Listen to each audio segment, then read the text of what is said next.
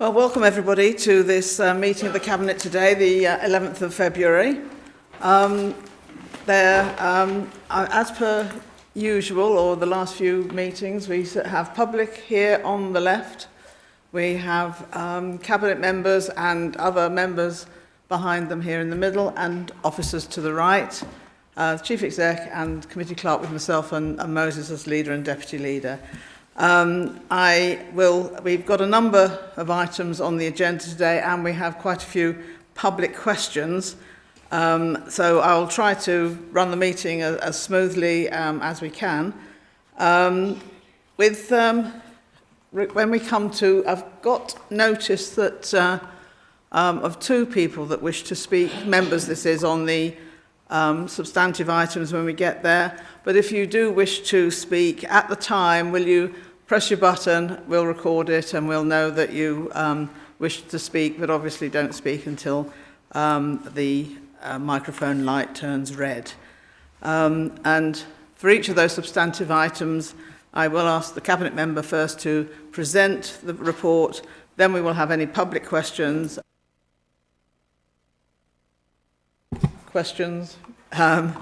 After that, and then the Cabinet member will respond.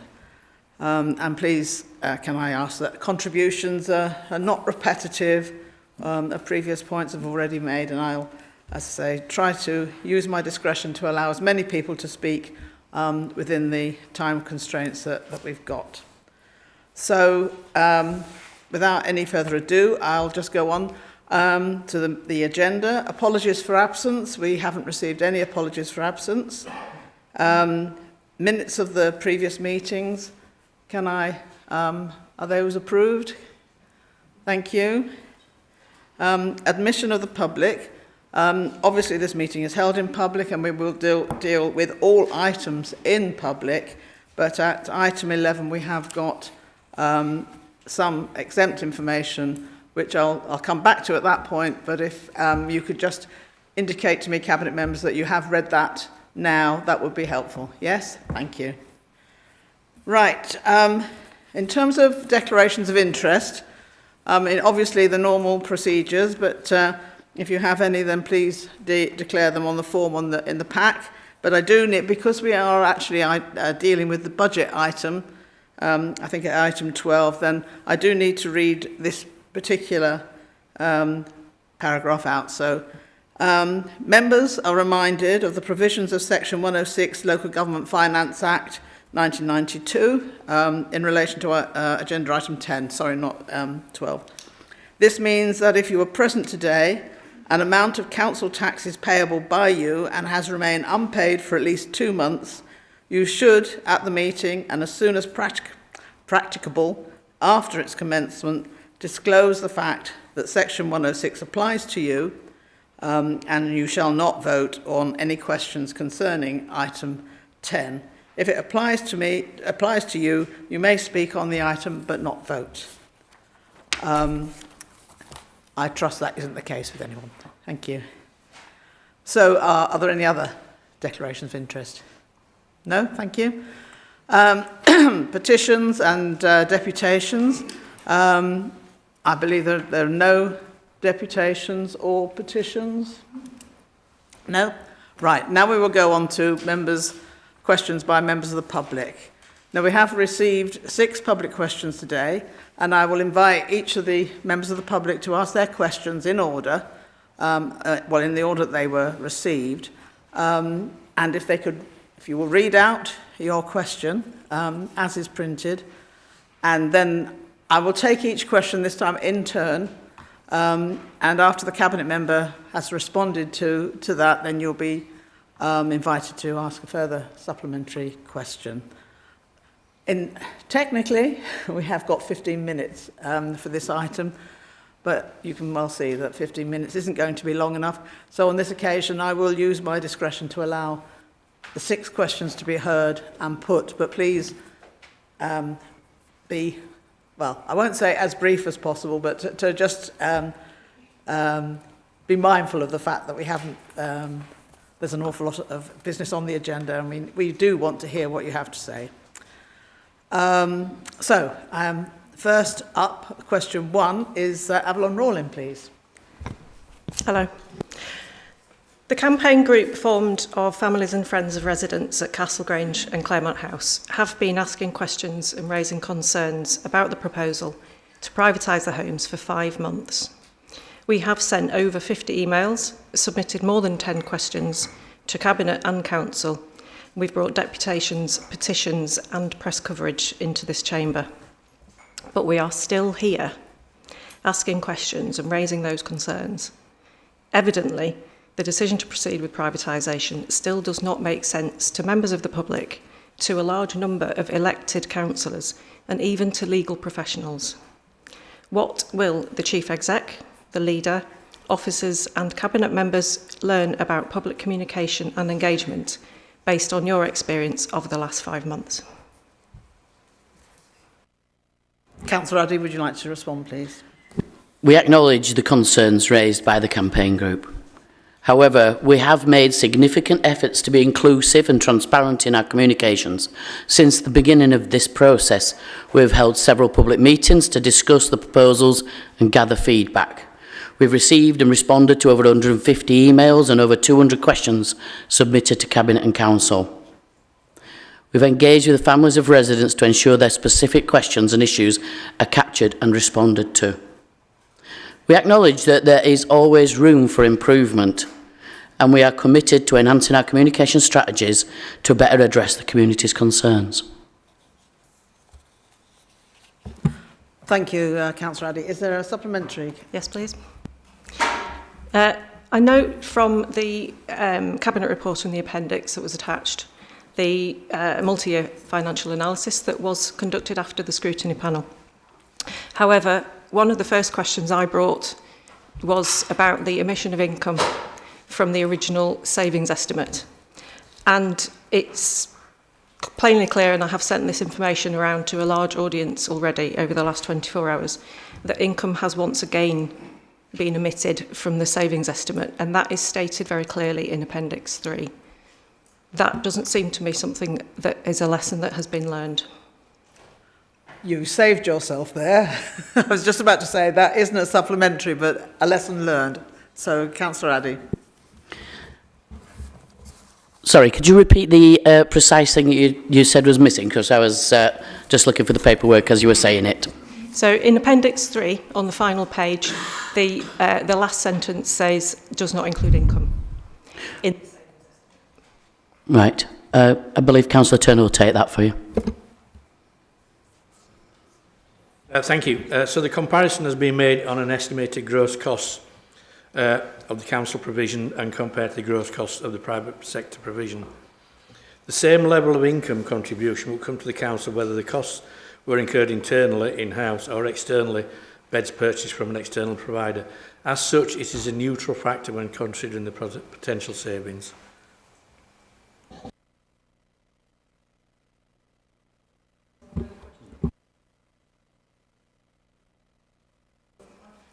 Can I point out that that raises a further question? No, I'm sorry. I mean, that was a very sneaky, may I say, supplementary question. Since you did actually ask lessons learned, I don't know if there's anything that Councillor Addy would actually add to that in terms of lessons learned. We've very much taken on board what was said by the scrutiny panel, and whilst we've been transparent and answered so many questions to the fullness, we will take that on board into the future. Thank you, Councillor Addy. Now, the second question is from Mike Foster. Over to you, Mike. Thank you.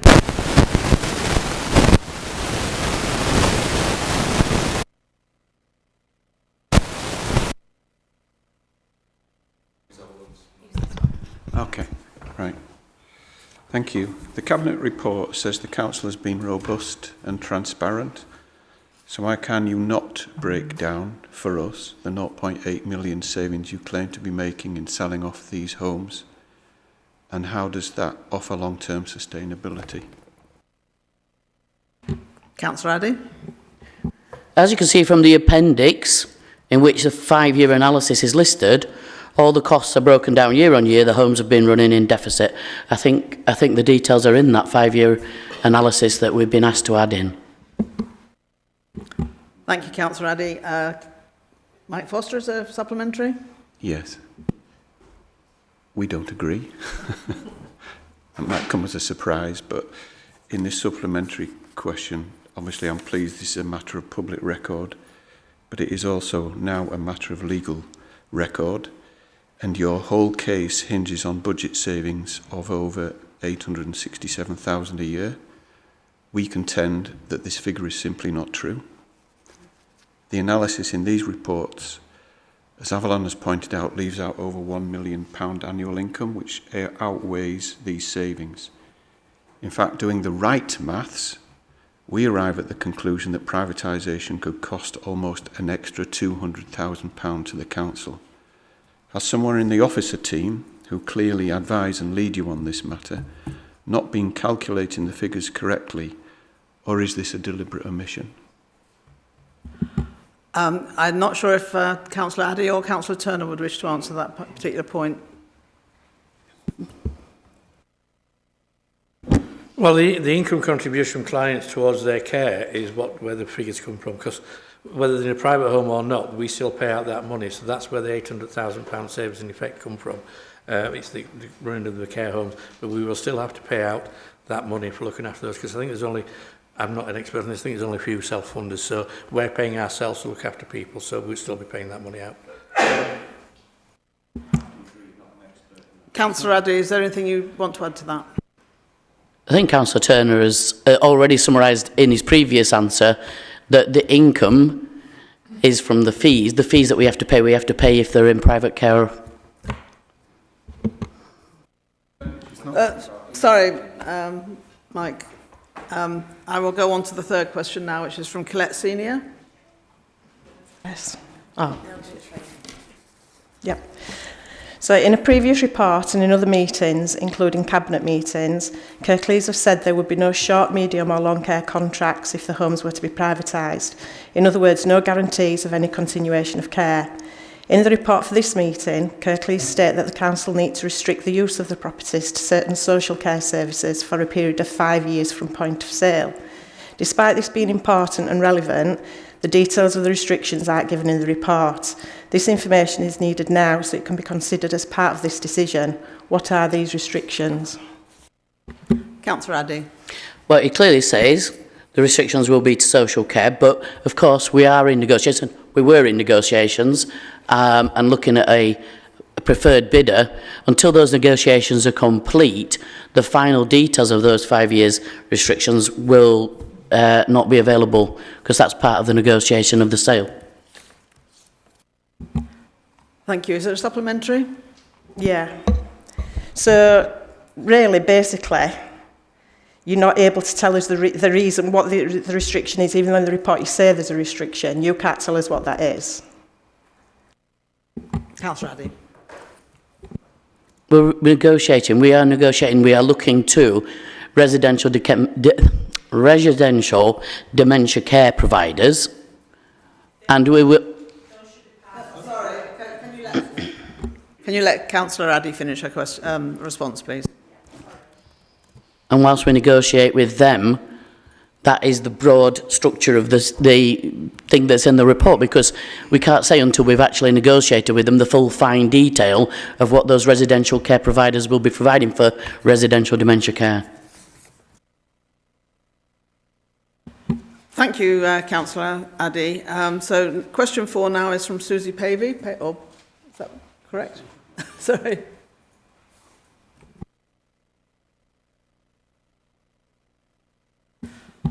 Okay, in that case, the next question is from Sarah Blackburn. Thank you. Yeah. Thank you.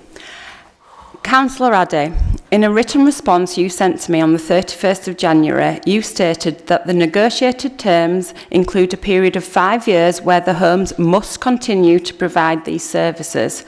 These negotiated terms have not been shared with relatives prior to this response and in the most recent Cabinet report.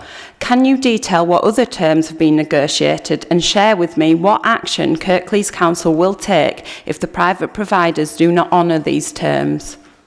Thank you.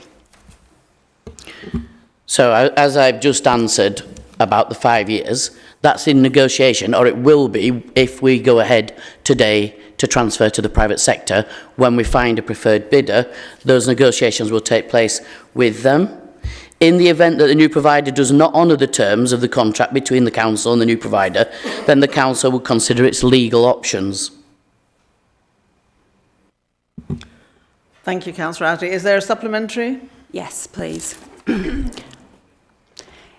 In the same response, you said, additional contractual terms lasting decades also make it unfavourable for any purchaser to attempt to sell the sites even after the 5-year term. The Cabinet report states that Kirklees intends to impose a 20-year overage period, which means Kirklees will be financially rewarded if the private sector sells their homes to a third party. If this is the case, then would it be reasonable to state that it is in Kirklees' interest for the private providers to sell on the sites to a third-party buyer, which reduces the likelihood of the sites remaining specialist dementia care homes? Councillor Addy. So, originally, the council looked at the closure and we would have been able to sell the site.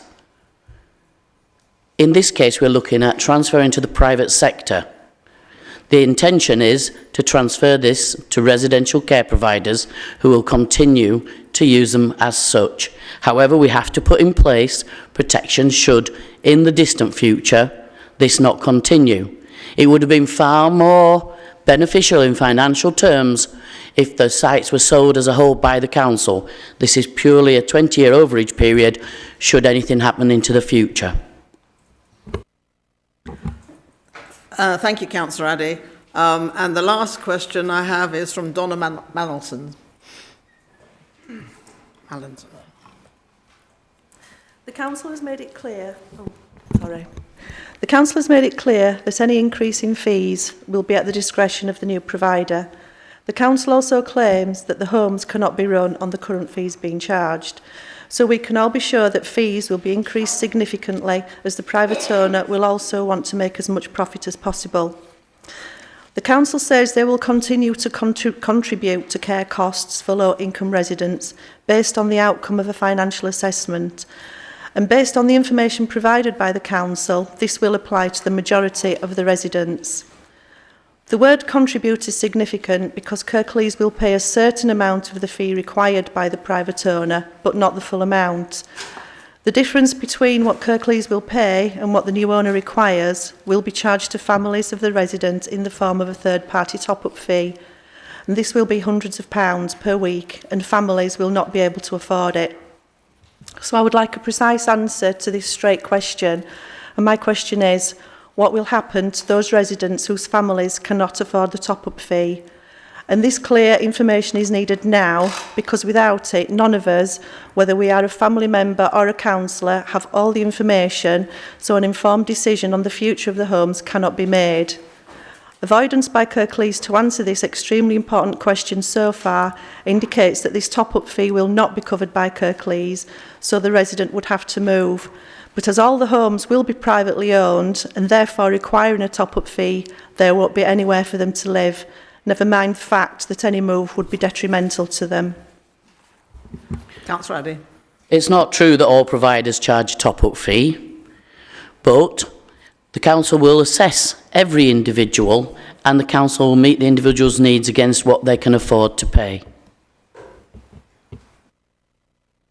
Thank you, Councillor Addy. Is there a supplementary? Yeah, there is, because that actually doesn't answer the question, because we know that you will make a financial assessment, but we know that you will only pay a certain amount of money, which is exactly the point I keep trying to make, but Kirklees will not address it.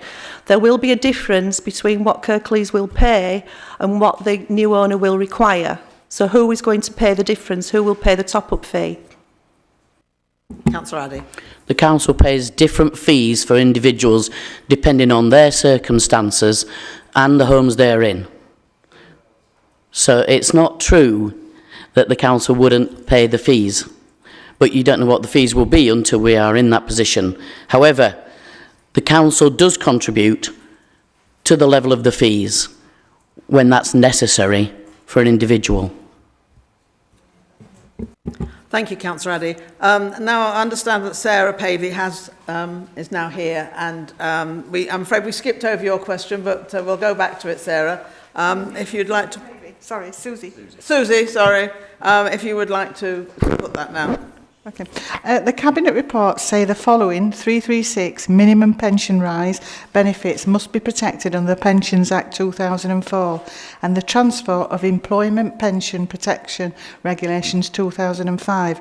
At this stage, we are aware that none of the potential operators which wish to join the Local Government Pension Scheme, LGPS, affected staff and trade unions will be consulted as part of the decision-making process at the appropriate time. The transferee's employer will need to inform the transferor, i.e. the council, of any measures that it proposes regarding transferring employees following the transfer. The TUPE legislation states that staff would transfer on no less favourable terms. So how can a dilution of pension rights be no less favourable terms? When do you anticipate consultation taking place with the trade unions? At 466, the report also states that staffing levels will be at the discretion of any new provider. What exactly does this mean? And if hours or staff are going to be cut, will you refuse to entertain the potential provider? Councillor Addy. So we have already done consultation with the unions, of course. TUPE applies at the point of transfer, as I'm sure you're aware. And TUPE will apply the pensions protection, which will apply is under the transfer of Employment Pension Protection Regulations 2005. Where an individual is covered by TEP, their new employer must provide them with access to an occupational scheme or stakeholder pension scheme that meets certain qualifying criteria. I'm sure that there will be the possibility of more consultation when we have a point of transfer with the unions. Thank you, Councillor Addy. Is there a supplementary, Susie? Well, just to say that providers have already, there has been some providers that have spoken to staff saying that they won't be able to meet those needs, that they won't be looking at pensions, and actually there'll be some job reductions. So I wonder what conversations the provider has had, or providers, with the council that makes them feel so comfortable to actually go out there and say that into the places that they're going to visit with staff. That's quite significant. Councillor Addy. Well, the council will not be able to dictate how the new provider operates the service, how staff are deployed and/or staffing levels used. This will be the new provider's discretion, obviously. However, as they are registered with the CQC, they will have to deploy sufficient numbers of suitably qualified, competent, skilled and experienced staff to make sure they can meet people's care and treatment needs. Once again, we are in negotiation. We don't know who the future owner of the sites will be, and once again that is something we can consult on after we realise that and the negotiations completed with the excuse me, with the buyer. Thank you, Councillor Addy.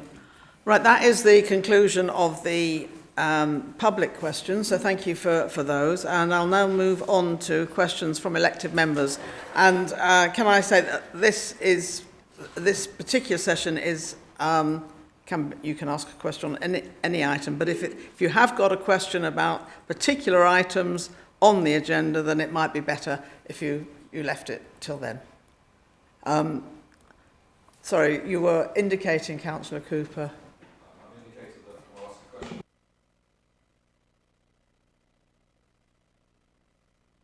Yeah, I have got indication from 4 members that they wish to speak in this particular slot. And the first one I've got is Joe Lawson. Thank you. Actually, sorry, Chair, I actually asked to speak under the agenda item on the dementia homes. Okay, that's fine. Councillor Monroe. Thank you, Chair. So public perception of the council and how it carries out its business and makes decisions is paramount. In December, new plans were submitted for Castle Hill under the old planning application from 2018. The new application has been validated and given a new number. However, supporting documentation has not yet been filed. Plans submitted are at best opaque. Representations have been made by the public but have not been uploaded to the planning portal by officers. In addition, the deadline for public comments is the 21st of February, so this means that the public will be excluded from commenting in a meaningful way on documents not yet filed. How can the public have faith or trust in the planning department when there is a clear lack of transparency? How can we as members similarly have any faith in the planning department? Thank you. Councillor Turner, would you like to answer that question? No, with pleasure. Planning department is part of the council, but not part of the council. It operates in its own rules and regulations. So that's one of the issues you've got to bear in mind. Documents are not always uploaded the day an application is received and validated. They come sometimes later down the line. There is, on that site, there will be a huge amount of external reports required, and they are probably being processed. And as and when they come in, they will be uploaded to the site. As is always the case, a live planning application is constantly added to by officers as information comes in. Sometimes they go back to the applicant asking for more information, so that then comes in later and can be uploaded. I have total faith in our planning department. We've made some significant changes in the last 18 months, 2 years, and we are now heading in the right direction. There's still some work to do, but I'm convinced that we're now heading in the right direction. And the latest government facts is we approved 77% of all applications against the national average of 71%. We jokingly say sometimes it takes a little bit longer, but we always get an application approved. So, yes, I have total faith in the officers. They work extremely hard. I meet with them on a regular basis, and I have every faith that they will deal with this application in a professional and legal manner. Thank you, Councillor Turner. Councillor Monroe, is a supplementary? Yes, thank you. So missing documents should be submitted within 7 days. This is according to the council's own policy. So please can you tell me why this application has been validated? Thank you. And why it's not been refused. Councillor Turner. There's a process for validation. There's what we call a validation checklist. If it meets those requirements, it can be validated and will be then put on the website. I don't know what date it went on, so I don't know whether we're out of time for the external reports. But as the reports are done, as I said, and any extra information that may be required, that those reports will go on there. As I said, it's a validation checklist. If it meets those requirements, they have to validate it. Then it goes through process. Then it goes through all the various. I suspect this will be a committee decision at some point. So it goes through all that process before we reach final decision. Thank you, Councillor Cooper. I now have... Turner. I now have Councillor Cooper. Would you like to put your question? The residential care homes. Okay, thank you. In that case, I now move to... I've got Councillor Bramwell online. Is she here? She's not there. Okay, so in that case, there are no more...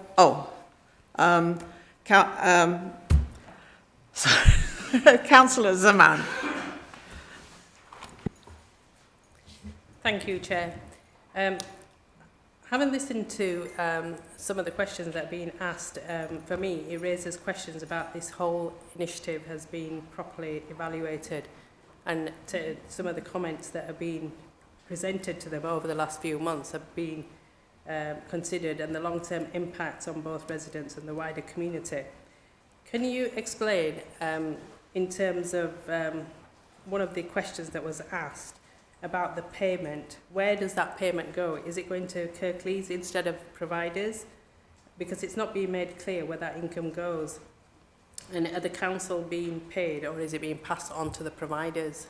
How's that work? Why are Kirklees going to be the middle people if that is what is being suggested? Councillor Addy, could you answer that question, please? I think you're talking about the fees that the council pays for all its residents who need adult social care. So, you know, those are fees for care. They're used to provide whatever care is needed. Obviously, we will have to pay those fees to a private provider, you know, as we do in other cases when you know, somebody has an adult social care need, their fees will be assessed and that will pay for their provision. Councillor Zaman, have you got a second? Okay, just for clarity, so the family are not paying the council directly, yeah? So, for clarity purposes, are you collecting the money from the families, or is it the adult social care budget that you're... well, there's a mix when people have adult social care needs. In this case, we're talking about older people. So, for example, like they'll have a pension and things like that. So there's a mix of what they're able to afford to pay out of what they have. And then there's the fees that the council pays on top to meet the needs of their adult social care. Right, thank you. Any more questions? Councillor Safdar. So my question is in regard to the £853 per person per week average estimates.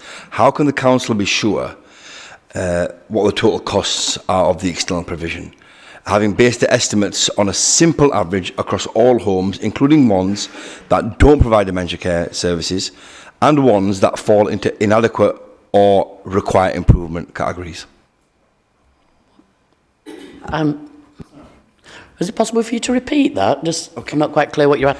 Okay, how can the council be sure what the total costs will be for this external provision, having based the estimates on a simple average across all homes, including homes that don't provide dementia care and homes that fall into the inadequate or require improvement ratings?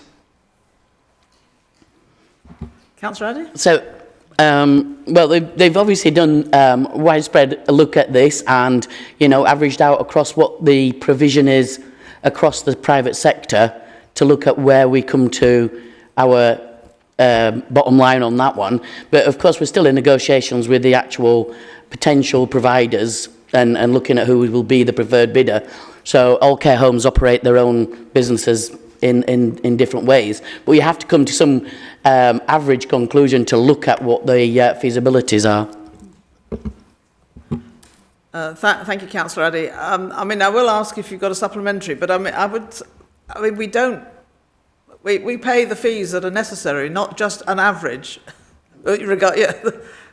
So I'm not quite sure what your question is, Councillor Safdar, but if you'd like to ask a supplementary. Yeah, my supplementary is it not concerning that we've also looked at homes that are clearly inadequate? Why are they in this mix, this complicated financial mix? That's my question. Isn't that concerning? Should we not be looking at the costs for excellent homes? Because surely the grown children who sat here and who are linked to the patients, they want excellent care for their loved ones. So should we not comparing care homes with the very best service in the land? Sorry, Councillor Safdar, I think I may have misunderstood you in the first instance, what you were trying to say. The council fees are based on what's being charged, what somebody can afford to pay, an assessment of what they can pay. Then the council pays the fees. I'm not quite sure where you're coming from really with this, because if I thought you were looking at some average price for care. So that is obviously going to average out. It's an average. But, you know, the people we're looking at who have been asked to come forward and put bids in, the only people we'll be looking at are quality care providers. And yes, of course, we want quality care. And if that is more expensive than other care, then that's what will be provided. Thank you.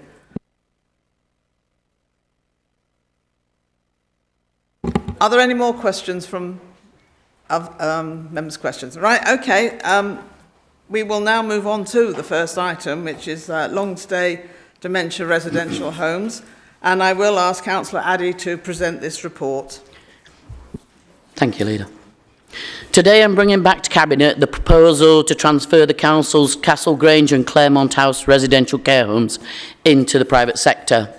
We're returning to this decision following the scrutiny call-in, where we were asked to provide further financial details. These have been added in the form of the 5-year analysis in the appendix. I believe the case I made here on December 10th is strengthened by this additional information. The savings have been modelled on the prudent budgeted cost for each care home based on high level occupancy and full staffing level. From the start of the process, looking at the future of the homes, the Council has conducted a thorough consultation process, engaging with residents, families, staff and other stakeholders. The views and concerns of all stakeholders have been carefully considered and documented. Cabinet reports have been supported with an integrated impact assessment which has been reviewed to ensure the decision aligns with the best interests of residents and wider stakeholders. I am asking the Cabinet today to approve the transfer of Castle Grange and Claremont House as going concerns. I'm asking the Cabinet to approve the recommendations as per the report. Right, thank you, Councillor Addy. I will now ask for members of the public if they have any questions on this. If you'd wish to indicate. No? No?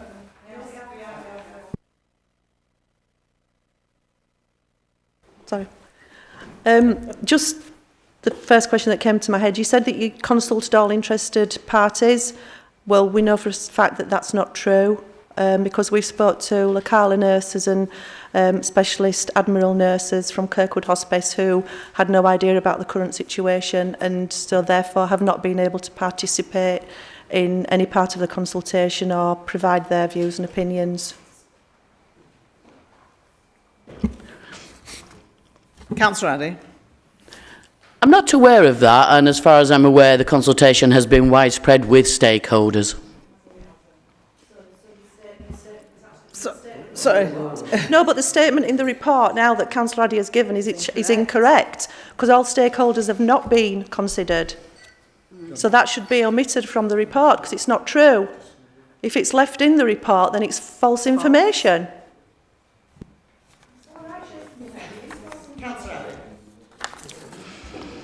We have consulted widely and with stakeholders. The key stakeholders have been consulted.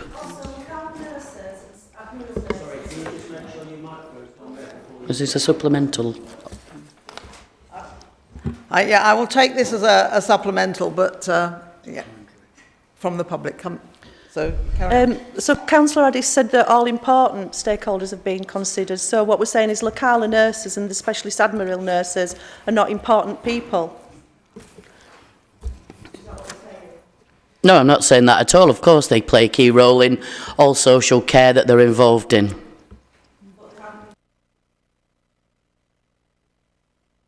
Do you want to come back on that? Well, no. I mean, actually, this is a dialogue going backwards and forwards. I mean, we have consulted with stakeholders, and your definition of all stakeholders may be different to officers or ourselves, all stakeholders. Whether or not they have been consulted, Lacala nurses, whether or not they should have been consulted with regards to care homes, this is what we have consulted widely and with as many stakeholders as we thought was appropriate.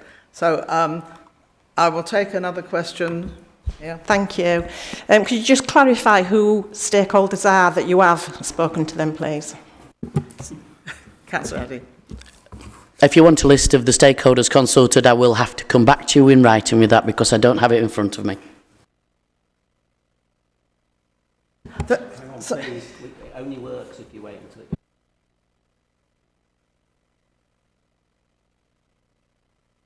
email to me then with it all on, and I will chase it up. Avalon. Hello there, yeah.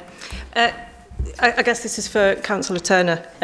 You implied in your response to my last question that the income is received by Kirklees even if the provision is outside of Kirklees. So how does that work in respect of the 853 estimate?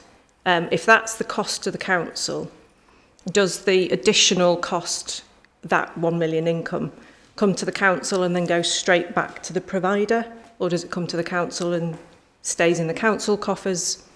How does that work in comparison with the 853? Councillor Turner. As has been pointed out, when someone goes into residential or care homes, the council pays their fees when they reach the required level of savings. So we pay that fee to the care homes in a negotiated way with each care home. Thank you, Councillor Turner. I have just received clarification on the consultees. Locala have been consulted.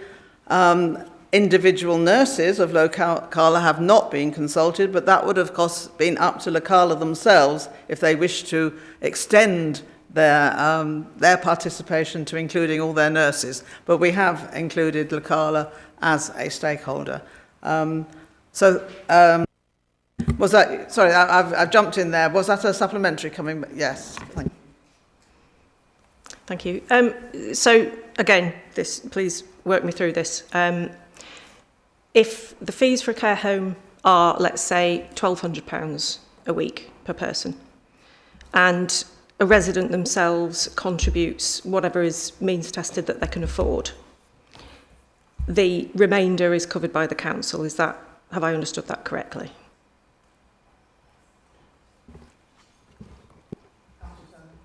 Go.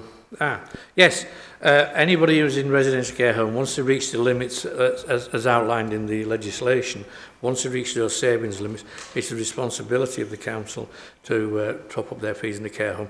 Obviously things like pension and any private pension and state pension will be used as part of that, but as I said, we are legally responsible to pay for people's social care once they reach that threshold as defined in legislation. Mike Foster, please.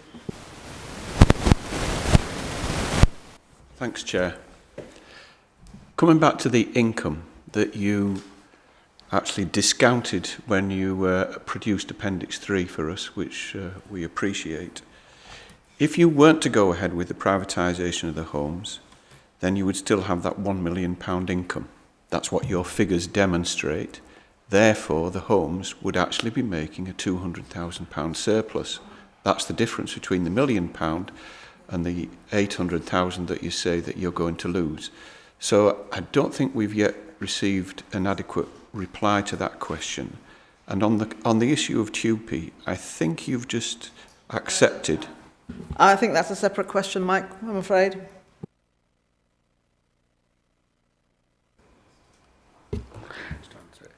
Is Councillor Addick? The incoming fees will be paid to the private provider. They have to pay the fees for the residents' social care. That's the fees, isn't it? And the income. Can I just come back on that, please? Well, yes, a supplementary. Thank you. How the question began, I'll just go over it again. If you decided not to privatise the homes, you would have an additional £1 million income that you discounted in Appendix 3. You would, because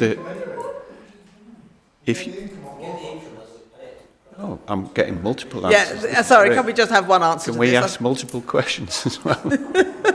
Councillor Turner, I haven't quite finished the question because I was interrupted by several councillors. So, if you didn't privatise the homes, then you'd have an additional £1 million income that you discounted in the appendix. I know you're all smiling, but if you read your report, you'll notice that you discounted that income in calculating your £800,000 deficit. It's very important that you answer this question clearly and directly, because this is now in the hands of our solicitors, who will be asking these questions more pertinently than people who have little knowledge but come with public concerns that you're wasting taxpayers' money. Councillor Turner, do you wish to answer that? Or since it is in the hands of solicitors, perhaps we ought to leave it? I think if it's in the hands of solicitors, I'm not going to say anything that may be used against this council or me or yourself as leader, so no. Thank you, Councillor Turner. I think that's the end of... No, sorry, Sarah. Thank you. Kirklees say that they are speaking with providers with a good track record in providing dementia care. But if the potential buyers are who we think they are, because we haven't actually been given the names of the potential providers, then none of them can provide the standard of care currently provided at Castle Grange and Claremont House. We know this information from the research we've done available on the internet regarding these companies. Why are Kirklees making an inaccurate statement and misleading everybody to say that it is good quality care that is being looked at? Councillor Addy. We've asked for bids and we've had bids. We can't reveal who they are until we've looked at those bids and worked through them, come up with a preferred bidder, and we will be looking at quality over financial considerations for the provider that we choose. Thank you, Councillor Addy. Is there a supplementary, Sarah? Yeah, just to share my experience that the decision to put a loved one, your mother, into residential care is one of the hardest things I've ever had to do. And in order to do that, myself and my sister spent many hours, days, weeks researching those companies, going to view those residential homes, seeking out people that may have experienced those homes. We took many painstaking hours, days, weeks over that decision. And what you are ultimately forcing us to do is put our loved ones into the hands of a provider we know nothing about. And you're using commercial confidentiality to hide behind the fact that this is going to be absolutely devastating for our families. And we have no control as to whether we put our loved ones through that.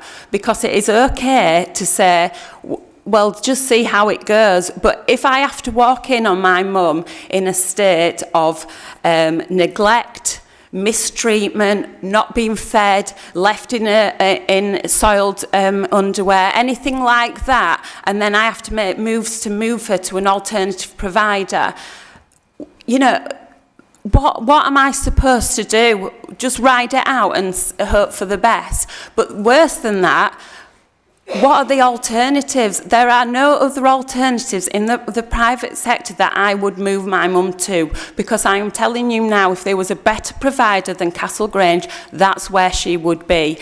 She is a full fee payer. We were hopeful that we would have the pick of the crop, and we went and we looked at those private providers and they could not meet my mum's needs. So hiding behind confidentiality when this is a life and death situation for our loved ones is shameful, and I cannot forgive you for putting us through that.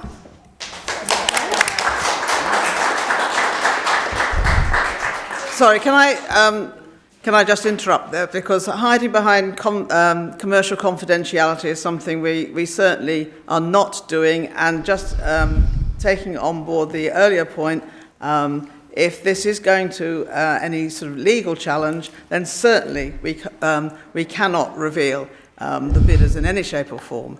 I will ask Councillor Addy to very quickly respond to your question, but I'm very conscious that Councillor Addy is in exactly the same position as yourself, Sarah, with her mother in care. So I'll just ask you briefly, if you're able, to answer that question. I appreciate what a difficult decision it is and how you worry about your loved ones. So I will personally be saying only quality care providers.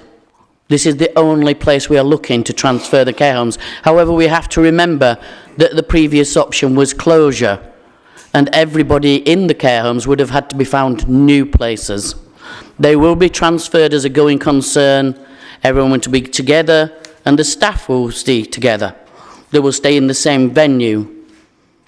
Should the homes transfer, the council will continue to have oversight of the quality and the provision provided through the council's contracts team, who delivers proactive and targeted support in partnership with the NHS and other key partners around improving the quality of care, regulating and checking on care, and for the regulated care providers in the borough we use.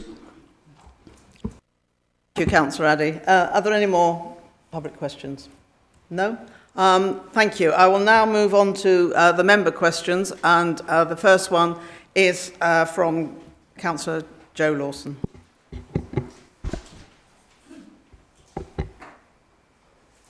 Thank you, Chair. I'm sure most of us present will recall the council meeting where the campaign group gave their first deputation. They had some hope in their voices. Me, I sat at the back in tears, knowing how this was probably going to pan out. I'm not sure if they actually knew that this was the start of a battle to actually save both Claremont and Castle Grange from at first closure and now privatisation. And I'm also sure that maybe some of them actually thought that a new Labour government would actually fund local government properly, but alas, any crumbs given by this Labour government will be too little, too late, it seems. Now you can imagine reading about the millions of pounds of debt that Kirklees has written off for various organisations that owe the money, and being told time and time again there isn't any money to keep the care homes, your loved ones, residing within Kirklees. Today, this decision to privatise Claremont and Castle Grange is again at Cabinet due to the call-in which was being upheld last month. A call-in that questioned the financial information given to Cabinet to make this decision, but it appears that there still seems to be more financial puzzlement going on there. And personally, I'm looking at the fact that this is probably going to end up as a court case, and you're actually going to be making this decision today, because as soon as any papers are served, then any potential sale will be halted till a decision is actually made. But it just seems that Cabinet's gathered here today to seemingly rubber stamp this proposal through. You can't but help when you talk about the potential savings that went from sort of nearly 2 million down to 850k. When you add in all the legal costs, all the work that will be done to actually defend this decision, how much will the savings be there? And then, as it's been sort of thrown out here, is the campaign team have actually done a robust scrutiny of the figures, and they're actually coming up with the fact that it could actually gain Kirklees 200k a year over the two homes. I also want to talk about the call-in in January. We weren't allowed to hear the concerns raised regarding the staff and the 2P arrangements. It's good to hear that there will be, hopefully, if the transfer goes ahead, 5 years where any private buyer has to keep it within being a dementia home setting. But will the actual staff be afforded any protection? Because the way I'm looking at it is this 2P arrangement seems to give them the bare minimum to actually make it so that any potential buyer will take them on. When Lucala staff were transferred over from the NHS, they had the right to keep their NHS pension, but it just seems that Kirklees employees, well, they'll get a pension, and it doesn't matter because with the national living wage, they'll soon get the same pay that they would normally in the private sector. To me, the staff have been treated as nothing but assets to be transferred over like pieces of equipment housed in the two homes.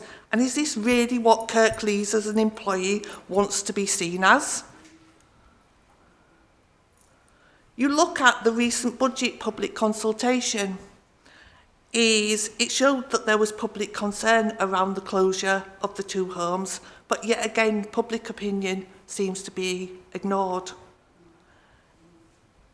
If today the 8 cabinet members vote to privatise Claremont and Castle Grange, you don't do it in my name, you don't do it in the name of many other councillors that sit in these councils and the thousands of residents who have actually signed to save the two homes, signed petitions to save the two homes. And I would actually urge you today to reflect on your actions before you cast your vote, because the reputational damage to Kirklees Council will be immense if this goes through, and especially if there is a legal challenge.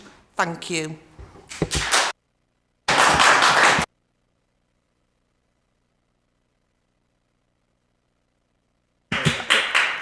Just before I will just see what other councillors wish to ask questions before I ask Councillor Addy to respond. Councillor Cooper, I know you want to come in, and also Ali has also, and John Lawson. And Councillor Munro. Now, I'm just trying to gauge whether or not to ask Councillor Addy to respond to all of these in one go, as opposed to... No, you can't have supplementaries on. You're not allowed. Sorry, you have only got speakers' rights. You haven't got the opportunity to have a supplementary on these. So I'll ask Councillor Addy which you would prefer to do. Well, as there were quite a number of elements in Councillor Lawson's question, I want to point out that this has been a very considered decision. Referring to the scrutiny panel call-in, all elements of the call-in were addressed, all 24 questions in detail, and the scrutiny panel itself complimented the quality of the detail. We've done as they asked and added the 5-year analysis, and we consider this in the light of the landscape of care across Kirklees. People mention thousands of residents, but we have thousands of people we have to care for. And we are doing this because financially, with the limited resources we have, it makes sense for the landscape of care we have to shape. I'll refer to Councillor Turner on the deferred written-off debts. Thank you, Councillor Addy. I will take Councillor Cooper's question before I ask Councillor Turner to come back on any issue. Okay. So I know you don't want to privatise these dementia care homes. I'm sure you didn't get involved in politics to privatise public services. Concerns about the level of care, higher costs of care, and the uncertainty and fragility of the private sector from families are genuine and well-founded, particularly following the rise in national insurance contributions for employers affecting the private sector. My plea to you is to defer this item to allow us to deal with it as part of the budget process. You don't have a majority for your budget, and I don't know what your political route is to get your budget passed, given that you only have 22 out of 69 councillors on Kirklees Council. You will have to make concessions to get your budget over the line. It's pretty clear that the majority of the council disagree with the Cabinet on this issue. That became apparent during the scrutiny call-in process and through contributions from political groups in full council. That opinion needs to be respected. To try and steamroller this decision against the will of the council is not a good advert for the cabinet system or your legitimacy.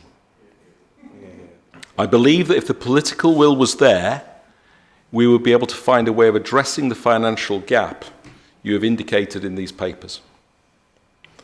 So please defer your decision today and demonstrate that you are listening to the heartfelt concerns of families of residents on this important issue. Thank you, Thank you, Councillor Cooper. I now have got Councillor Ali Ashad. I just want to stick to the financial discrepancies and opaqueness, because that's what the call-in was upheld on. And I just want to solely focus on that as well. And to those in the Cabinet, I want to be standing shoulder to shoulder with you on this, because I'm in the chamber with you, but yet on this one particular key situation we're divided, and we shouldn't be. We should be looking at reasons of how to service our communities, because that's what I came in to do. And I understand to some degree that there's financial constraints and money needs to be found. But I looked at the groups and the families and their numbers stack up to me better than what your numbers do. We could potentially make £297,000 a year, but you didn't consult. You didn't speak to the people, the other vested party who were doing the number crunching.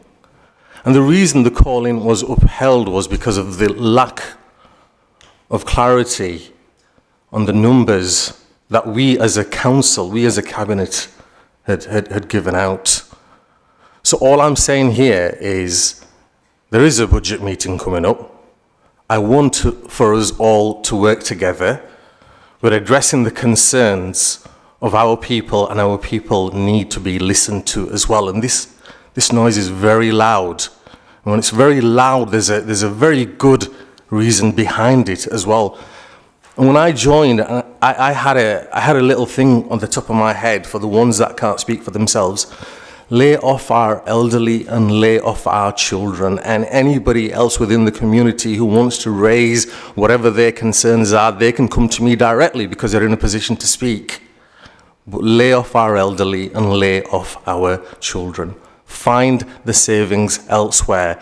This is going to cost us a lot more in the long run if there is going to be a legal challenge. I'll take the next question from Councillor John Lawson, please. Thank you, Chair. We've listened to the understandable anxieties of the people with relatives in these care homes. I think most of those anxieties are born out of lack of information or contradictory information. And I'd point to something in the document here that where it's still continuing. We're on section 4.6.8, where it starts off, while any increase in fees will be at the discretion of the new provider. Now, I'm not particularly comfortable with that element of washing our hands of the new fees. I think that, by retaining this, we can have some control over that. But it also says at the end that concerns about invoicing and payment issues have been raised with colleagues in client financial affairs for resolution. But it doesn't say what those resolutions are. And I think I'd support the idea of a deferral that's come from Councillor Cooper. I think that would be a sensible thing to do. But do we have an answer for that, what those resolutions are from our, let's just see what they were again, colleagues in client financial affairs? I'll take the last question or questioner that's indicated, which is Councillor Cathy Scott. Before I will ask both Councillor Addy and Councillor Turner if they could respond to some of those points. Thank you, Cathy. Thank you, Chair. We often come into this chamber and we hear it often repeated several times that keeping people where they are is the right thing to do. It enhances their life quality. Well, yes, it does. But however, the threat of this hanging over these families at this moment in time has been immense. The calling was based around financial stability. Selling the homes would result in a budget loss of £196,916. And the income from that was not properly accounted for, neither within these homes. Higher quality care that keeps getting dropped doesn't necessarily mean it's going to be good. We're exceptionally good at delivering care here in Kirklees, and we are in these homes. So what worries me is we're at risk at declining risks in standards. Does that require the council at a cost stepping in then to bridge that gap again? And it's about continuity for the dementia patients. This confusion and stress will be immense, whatever the outcome of today. We need to address the underutilisation of these homes. With the pressure and the immense publicity that's been going on, people have been reluctant possibly to use these homes. The advertisement to put beds and rooms available for people will not be there. I find that we're on a trajectory of just either asset stripping or selling off assets that isn't good. Privatisation has hidden costs, and it'll be into the future where it's going to cost us as a council long term. There is better alternatives for us. The required 1.4 million for the repairs could be funded through alternative investment strategies. We are elected members of this chamber. We should be able to help contribute to the decisions. We've said this before. I'm worried that I've heard today about the top-up fees and about the gaps. Are we being prudent? It could be a bottomless pit, costing the council even more. The consultation. Where has the public had sight of earlier on today where Locala has responded? Did the family members know what their responses were? That is a conversation that could have been had. We profess to work with people, but for me, I don't think we are working with people. We're doing two. It's paternalistic, it's not right, and it's financially not right.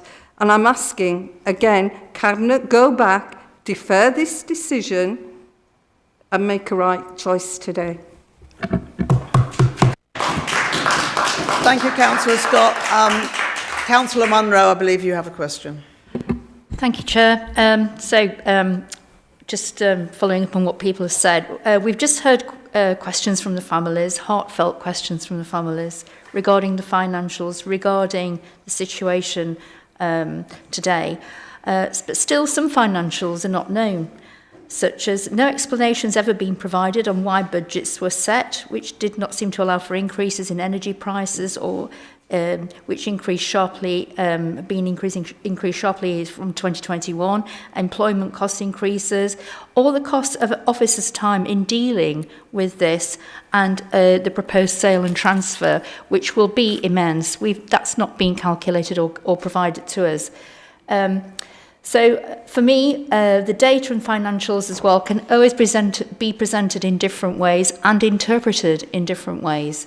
So how can we be assured that the council are not presenting the data in a way that supports their proposal for a sale and transfer when it could be presented in a different way, which would show a different, an alternative viewpoint? I ask that you listen to the views and opinions of the families and residents, and that you could seriously consider the ramifications of proceeding with this today. And I would like to see you defer your decision and to consider seriously about how you may proceed, bearing in mind that the budget date is approaching at full council. And I'd just like to give my heartfelt empathy to the residents and the families who are caught up in this, and I really hope that you will have the common sense to see all the misery that you've been inflicting on people in this case. Thank you.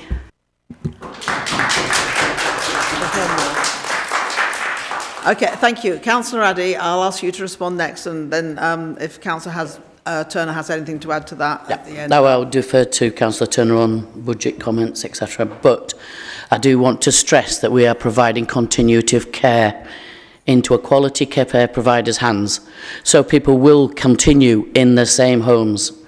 We support thousands of people with needs across Kirklees. We have a responsibility to everyone, and we're shaping the face of social care into the future in a way that meets with the budgets that we have. The call-in was referenced.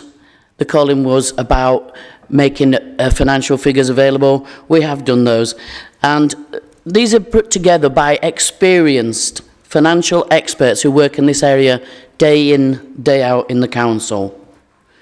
Nobody wants to make changes like this. However, we have to consider the big picture and the budget of the council. Thank you, Councillor Addy. Councillor Turner. Thank you, Chair. Somebody mentioned debt write-offs, and this crops up every year when we do the debt write-off report. Unfortunately, like organisations, businesses, charities even, probably even some of us ourselves, we all have bad debts. We do everything we can to prevent bad debts. Whilst we call them a write-off, they aren't technically a write-off because we will pursue, where possible, those debts if some new information or some opportunity arises in the future. We don't write them off, we always chase them.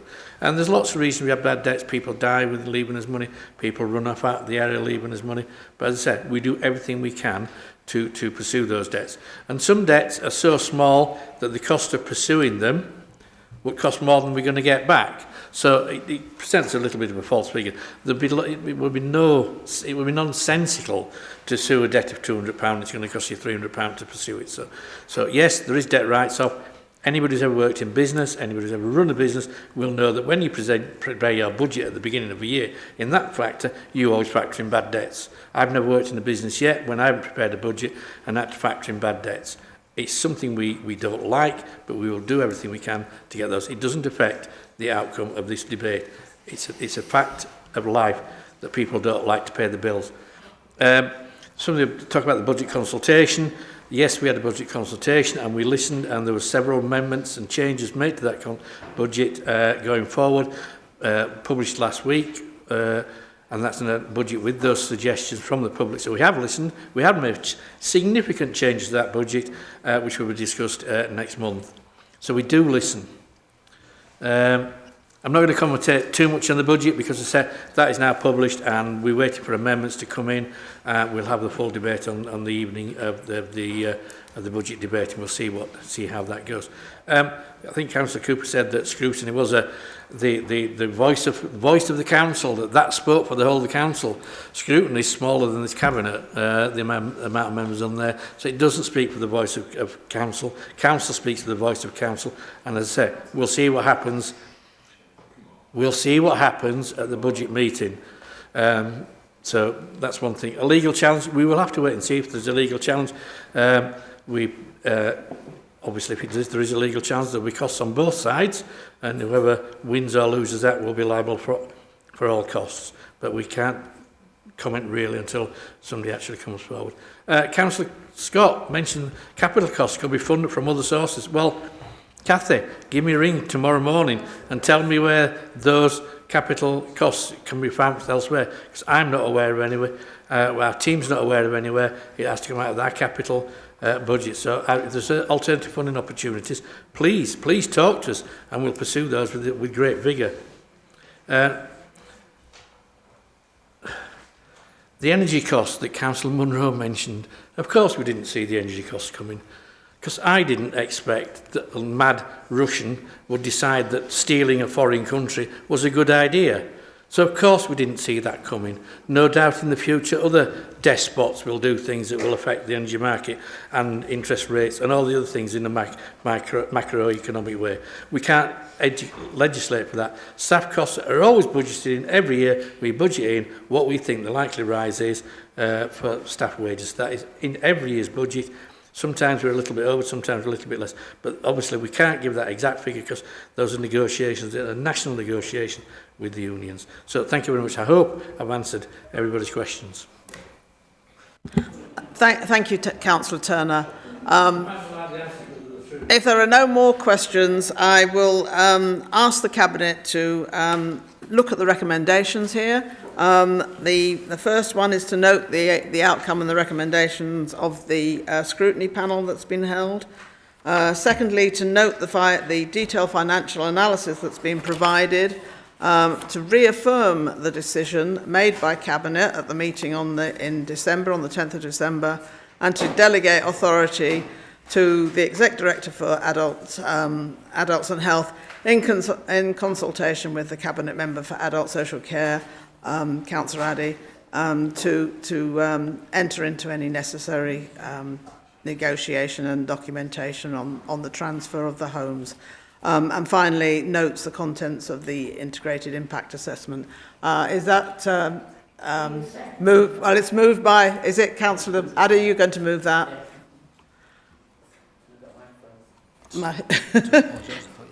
Yes, I'm asking the Cabinet to approve the recommendations as per the report. Thank you, and I will second those recommendations. Can I see those people or those members of the Cabinet in favour, please? Thank you. That's carried. Have a short break. Yeah. We will now have a short 5-minute break. Thank you.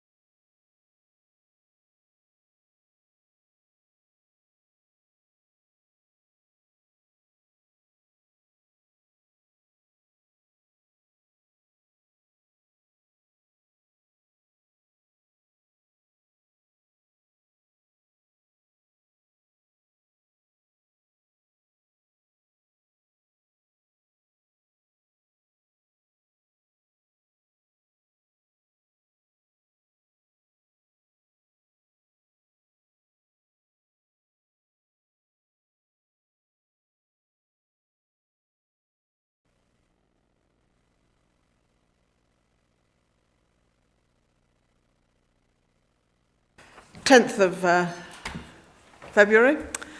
And we're moving on to item 9, which is the Council Plan 2025-2026, which actually will be, it's here on its way to Council. I will present this report, if I may. I'm pleased to present this year's Council Plan. After years of economic and political chaos at a national level, this is our plan to get the basics right for local government in Kirklees. And this, of course, does chime with the government's pledge to fix the foundations of local government, having recognised that the past 14 years has left local government broken. There is no denying that the past few years have been tough times for councils across the country, and many local authorities, not ours, remain on the edge financially, and we've had some difficult decisions to make to keep the council on a stable financial footing. But alongside the budget here on this agenda, this plan helps us to turn a corner here in Kirklees, and that is why they are both here today on their way to council as they inform one another. We have created a stable platform to fund vital services, but we will continue, we have to continue to keep a tight control on spending and improve our efficiency across the board. But this year, I also want us to focus on getting the basics right for residents, whether that's reporting a pothole, getting a housing repair, or seeking advice about the hundreds of services we offer. We can always do better. So I've asked officers to make sure that we improve the customer experience, especially for those services most of us use. We can't do everything, but we can make it easier for residents to deal with us, whether that's providing better information, keeping residents informed better, or training our brilliant staff. We need to keep improving on all of those things. That priority sits alongside our commitment to continue supporting those people who need our help the most, like children who need extra support to thrive. We've had a positive Ofsted inspection recently, but there's always more work to do to help children get the best start in life. The plan will also guide our work to make Kirklees cleaner and greener, and that's just as much about helping communities and businesses to focus on the issue as it is about our own organisation. It's also about ensuring a good education and decent housing for our residents. At times of uncertainty, it's easy to focus on the short term, but this plan continues to look to the future, enables us to look further ahead, with the government promising that there will be a 3-year financial settlement in the future. Our investment in our town centres is taking shape with multiple projects ongoing, and this plan commits us to delivering more, not just in Dewsbury and Huddersfield, but in towns and villages too.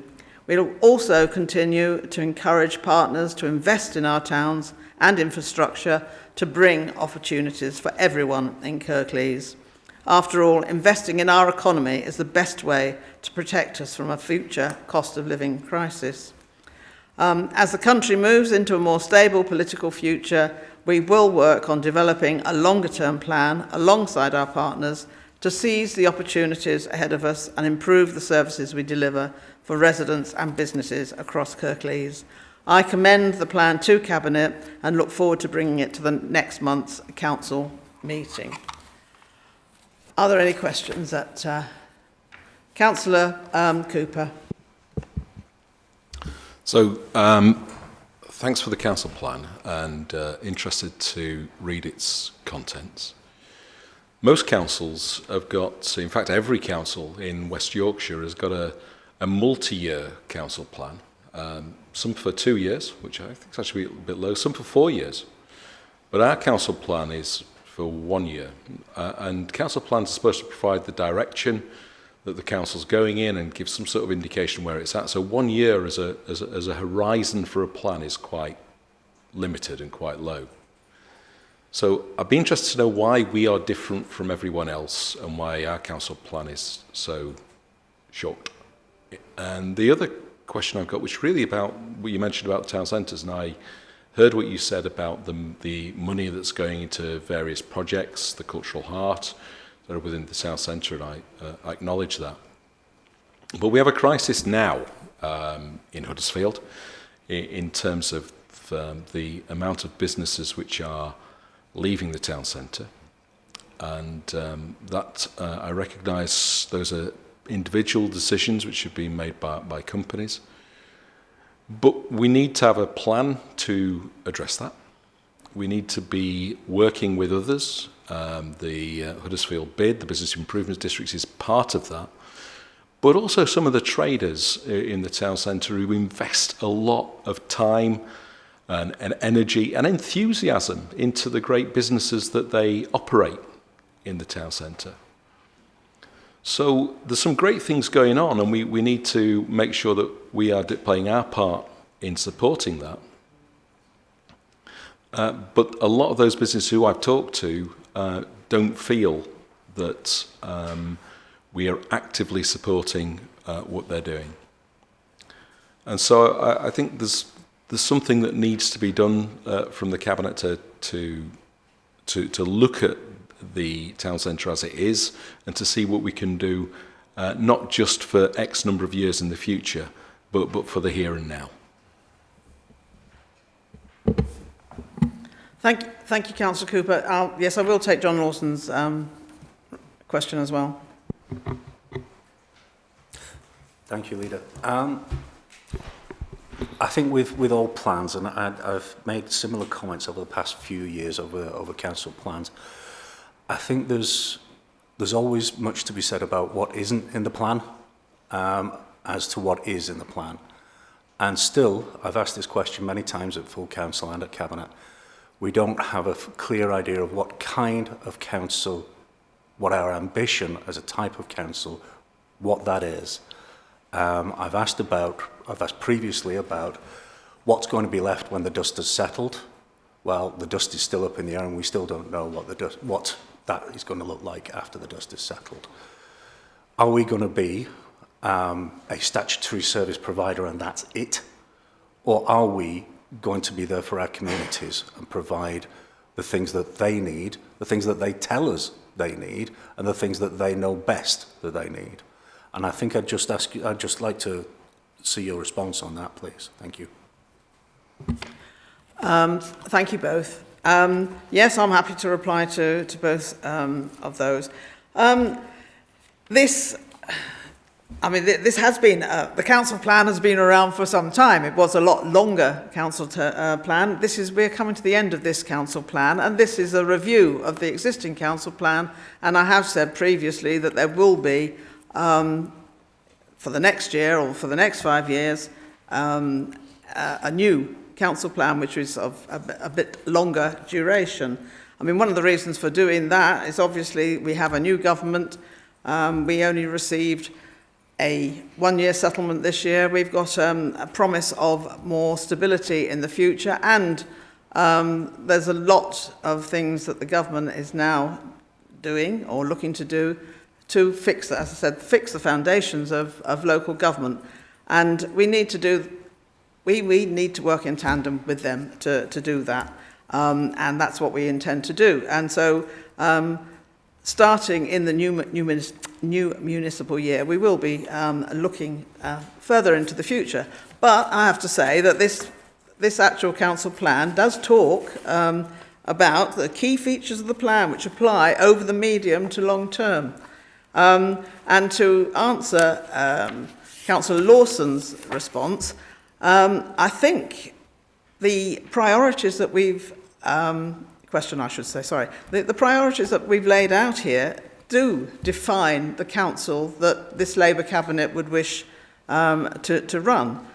We do want to, as I said, get the basics right. We do need to make sure that everything that this council does, whether it be statutory or otherwise, is done to the best of all of our ability, all our staff's ability, and to the benefit of our residents. And we know, all of us know, how frustrating it is when we don't get the response that, as members or as members of the public from the council, as we would wish to. And we need to put that right. Those customer expectations have to be met as far as we possibly can. We can't obviously do everything because we haven't the budget to do that any resident would wish to see. But we certainly want to improve those expectations wherever we can and build on those whenever we receive additional funding or find new ways of finding efficiencies to do so. And of course, the protecting the vulnerable and achieving inclusion has to be right at the heart of everything that we wish to do as a Labour-run cabinet. It would be a nonsense if we didn't wish to do that. We have to protect the vulnerable, be that young or old or in between, and ensure that every single member of our community is included in that provision of our services. Again, statutory or otherwise. But beyond just protecting them and making sure they've got food and water or a roof over their head, we want people to thrive. We want our communities to thrive now and over the long term. We need to, I mean, it's not something we've not been doing, but we need to build on where we've been, and we want to encourage, enable people to thrive, to make the best of their lives. And of course, we can't do that on our own, and we have to do that with our partners, working with local partners, businesses, be it the Huddersfield bid or our community or voluntary sector, and work to ensure that we have got that long-term economic growth.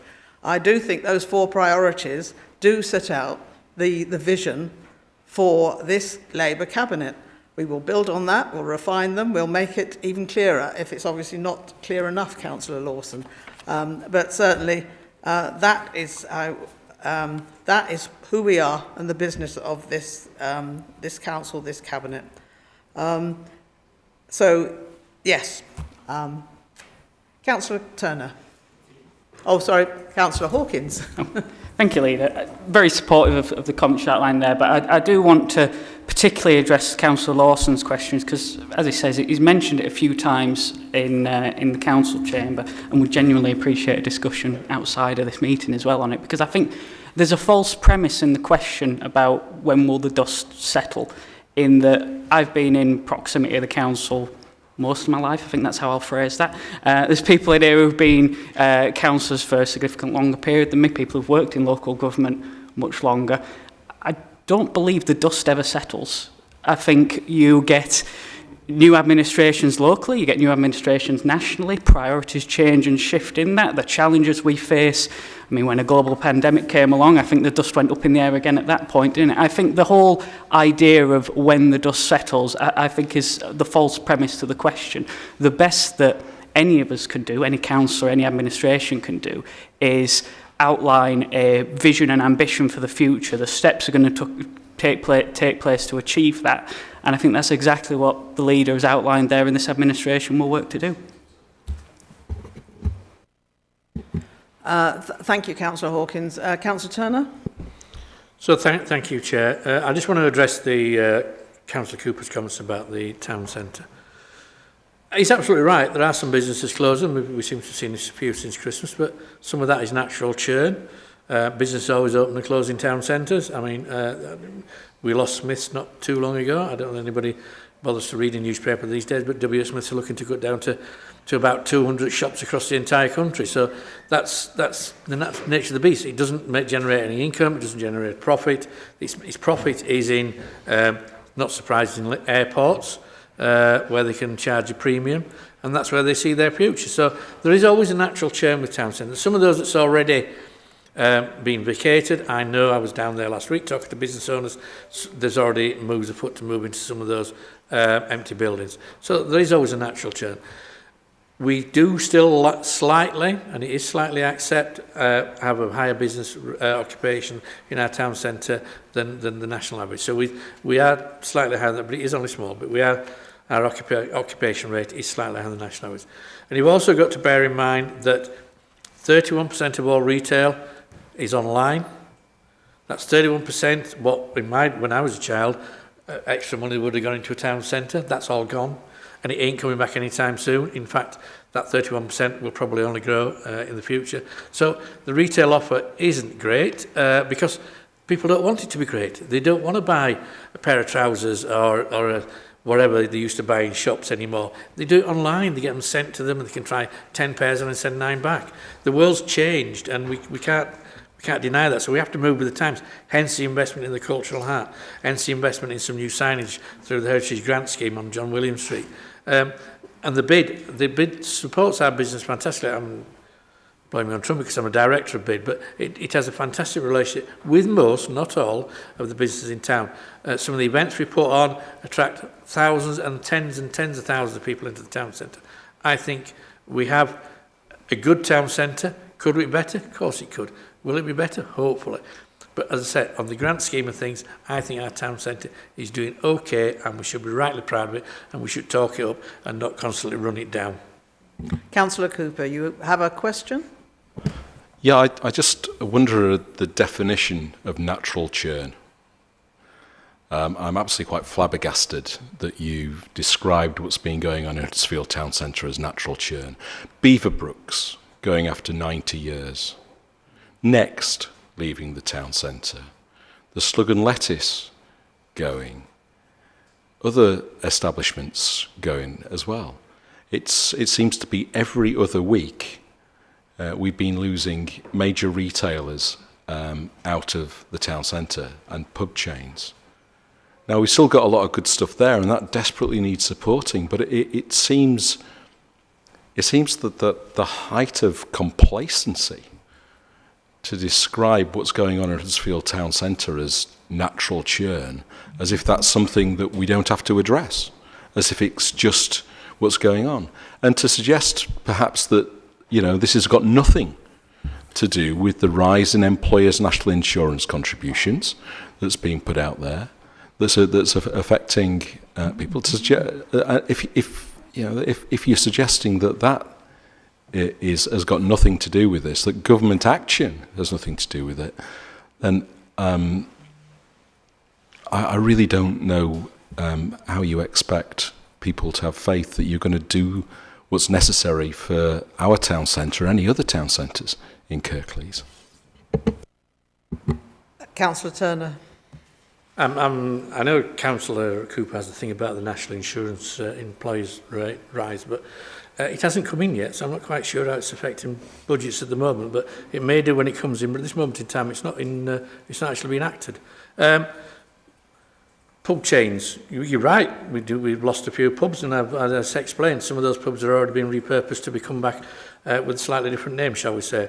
One of the problems you got with pub chains, or pubs in general, is the generation behind us don't drink as much. They simply don't drink as much. And unfortunately, if you don't drink as much, you don't need as many pubs.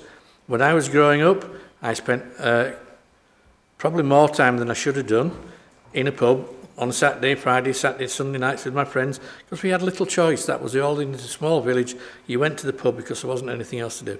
I was down in Kingsgate last week looking at the progress. That's the sort of thing this generation wants now. It wants to be entertained. It wants to do things. It doesn't want to sit in a, we're going to say smoke-filled room, but we don't do that anymore, in a corner in a pub with half a mile discussing and trying to put the world to rights. They want to be entertained, and that's the investment that's coming into town. That's the sort of thing that this generations behind us want to do.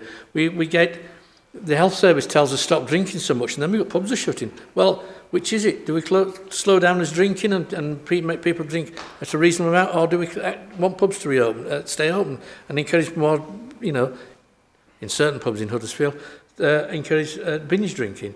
It's always a balance, isn't it? But I think we have a tremendous future. As I say, Kingsgate will make a huge difference to Huddersfield. It will meet the needs of the current generation, and I still think we have a fantastic offer. And there's always been natural churn in any town centre, and it will continue. And I don't know, I'm not an expert on this, I suspect not many people get engaged anymore. So I bet Beaverbrooks don't sell many engagement rings anymore, which was used to be a cornerstone of their business. So we'll wait and see. But I still say I have every faith that we will prevail and we will have a fantastic offer in Huddersfield Town Centre. Councillor Hawkins. feel very seen by Councillor Turner there as well, and as a teetotaler, very much part of the problem on the pubs as well. And declaring my interest, I bought my engagement ring for my partner from Ernest Jones, so there you go. But I think the sort of, it's worth, yes, no, in person. It's worth pointing out and noting though that particularly, you know, Councillor Cooper refers to Next, who've shut 100 stores across the country. Beaverbrooks have similarly shutting 100 stores across the country. I think what Councillor Turner has correctly identified is a malaise on the high street that is not unique to Huddersfield by any stretch. And if anything, I think the Labour government's new policy around increasing the minimum wage will put more money in people's pockets, get them spending on the high street, and I think hopefully that will certainly aid our recovery of Huddersfield Town Centre and many other across the country.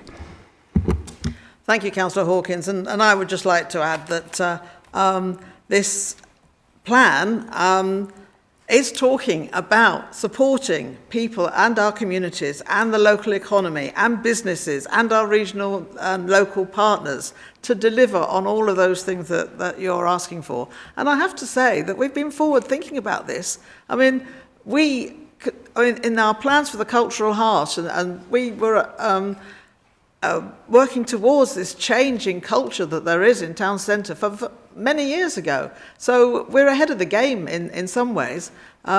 People will be, when in a couple of years' time, when this is all up and running and there are so many people flocking to the centre of Huddersfield, people will be really jealous and will be looking to us as to say, how do you do it? How can we do it? We will be an exemplar in terms of what we will be offering in town centres. We will have people living in town centres.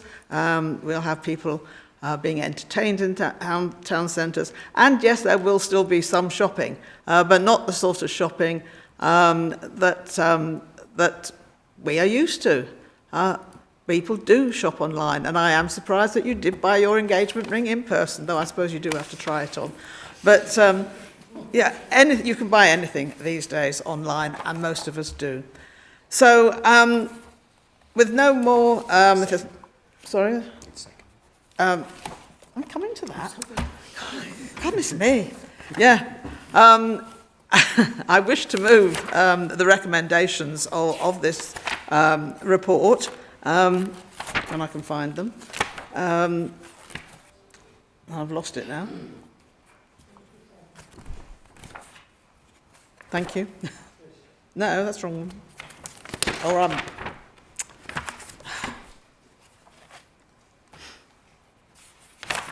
yes, sorry. 37. My hearing, I heard 27. Yeah, so the recommendations are that the Cabinet consider the contents of this council plan, and I do hope that Councillor Lawson and Cooper will actually look at the deliverables under those priorities, because they do point, they answer your questions, I believe. For Cabinet to note the comments that were made earlier, overview and scrutiny management committee, which have been included in this report, to consider the results of the public budget engagement, again, which results of that have been included in this, and then for Cabinet to recommend adoption of this council plan to the full council on the 5th of March. So I move that, and Councillor Crook is seconding that. Thank you, Chair. Yeah, I'll just very quickly say this council plan sets our priorities and allows us to set and measure our success in serving the people and places here in Kirklees and in delivering a fairer and more prosperous Kirklees. So I'm very happy to second this positive and progressive proposal here today. Thank you, Councillor Cook. And can I see all those in favour of that? Thank you, that is carried. Thank you. Moving on now to item 10, which is the Council Budget Report 2025-26 and 26-27, which incorporates Capital Treasury Management, General Fund Revenue and Housing Revenue accounts. And I'll ask Councillor Turner to present this. Right, thank you, Chair. So before I talk about the budget, I just need to make an effective short statement. So the local government finance settlement was published on the afternoon of Monday the 3rd of February. So that was shortly before the budget papers were published for this Cabinet meeting. And so it was not possible to include those figures and changes in the council's budget papers. It's not unusual that we have to add something to them because the government sometimes are a bit slow with money. There were in fact very few changes in the final settlement figurement compared to the provisional settlement figures. The first change relates to the funding of employees' direct NI costs. The grant has been announced of 3.52 million, which is 65k lower than the assumptions within the budget report. The second is that the Children's Social Care Prevention Grant has now been confirmed at 1.98 million, which is 155k higher than the provisional settlement figures. Now, these changes are not material to the overall council budget, but they will be included into the report, tables and appendices for the budget to be debated on council at the 5th of March. The updated budget report will be uploaded to the council's website after Cabinet for completeness. Members should also be aware that the government has updated core spending power percentage increases to reflect the NI funding awarded to councils, though of course this CSP increase comes with the additional cost to councils. So Chair, this is the administration's proposed budget for 25-26, which as I've said will go to full council the 5th of March. Given that this report will be subject to a full and no doubt interesting debate on the 5th of March, I don't propose to say anything about it today other than to ask Cabinet to approve the report and ask the to submit it to Council on the 5th of March for approval by full Council. Councillor Cooper, you've got a question or comment? Yeah, just a point of clarification really. I thought we were about 2 million short on employers' national insurance contributions in terms of what we were, what government provided and what it was costing us. That's correct.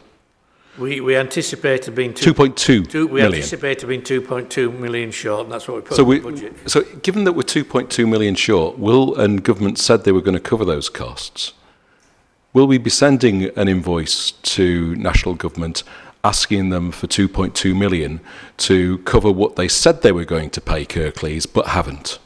So just for clarification, the Chancellor never said she was going to fully cover the cost for Kirklees Council.